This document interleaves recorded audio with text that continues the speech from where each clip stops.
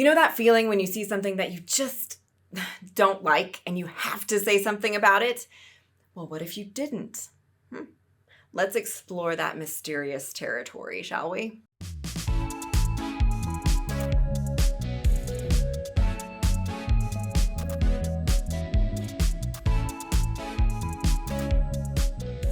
Welcome to Allie on Life, where I believe that every life is a beautiful story, and I want to help you tell yours.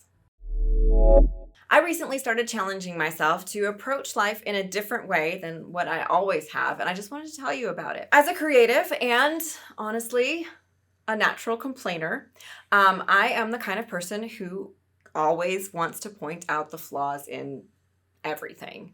From typos to a transition that's not so great in a commercial to like a weird film angle, bad lighting, a poorly written line of dialogue, singing. Oh boy, don't even get me started on some bad singing because that, all kinds of things. I have a critical spirit and I'm very vocal about it. But I recently thought, what if I didn't say those things? When I have those thoughts, would my brain just explode like a character that I recently saw in a movie? Or, like what would happen? Well, at the risk of my brain exploding, I thought I might as well try. So I did. For a few months, every time I found like a critical comment coming up or a critical thought that I was like, I just didn't say it, I saw the thing on the TV or in a movie or on stage or, heard something. And instead of saying it, I thought, I just won't say it. I just won't say it. And what happened? Nothing, actually.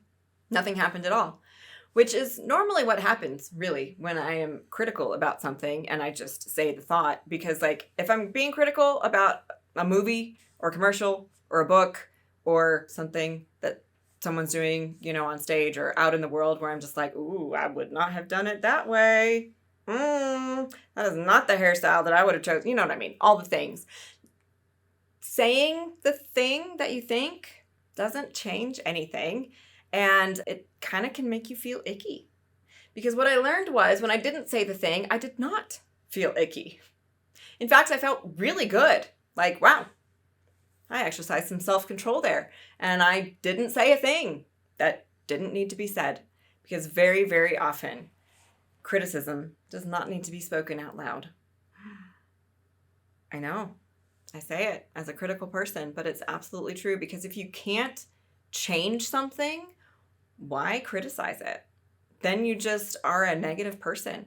And eventually, if all the things that you say are negative, probably people aren't going to want to be around you very much because negative people, they might be kind of fun to hang out with at a party, but they're not really fun to do life with. You know what I mean? And I don't know about you, but for me, I want to be the kind of person that people want to do life with, that people want to hang out with. I want to be the kind of person who is an energy-giving, life-affirming person.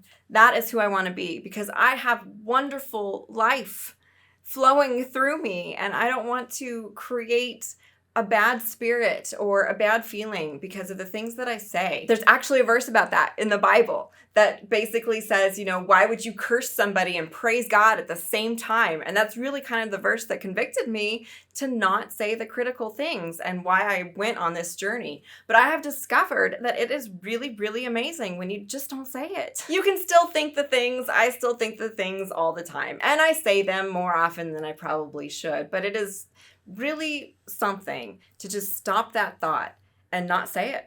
Not be the mean girl, not be the critical person, not make someone feel bad for something that they created, because probably most aspects of it were wonderful.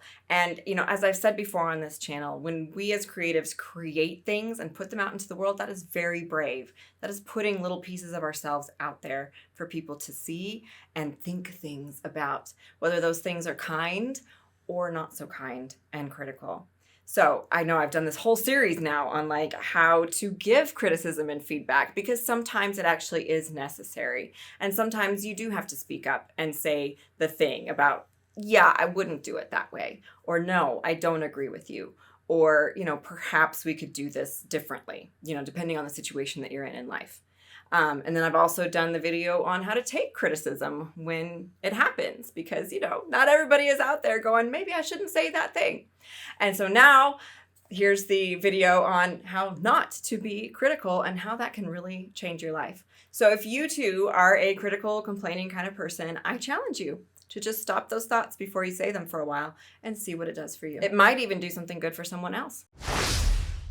Well, I want to know what you think. Do you agree with me, or do you think that criticism is absolutely necessary? And if you think that something needs to be changed, you should just say it. Or if you don't agree with the thing, you should just say it, because you know what? I welcome those comments too. And let's just have that conversation, because I think it needs to be said, and I think that conversation needs to happen. So please comment if you have anything to say. Well, if you've enjoyed this content on this channel, I might talk more about criticism, but I think I might be done. We'll see. But you can go ahead and subscribe and hit that notification bell so you can find out if I do talk any more about it. I will be talking more about the creative life and things that I enjoy, and I am welcoming you on this journey, so let's go on this together. That's all for today. Thank you so much for watching. Now get out there and tell your story, because someone needs to hear it.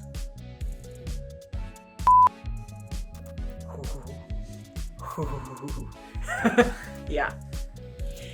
Also, oh, you're... Sorry, I had a sneeze that I was trying to hold in during that. Okay. Okay, you can sneeze if you want to. You can sneeze if you want to. Yep, I'm just saying. I did it.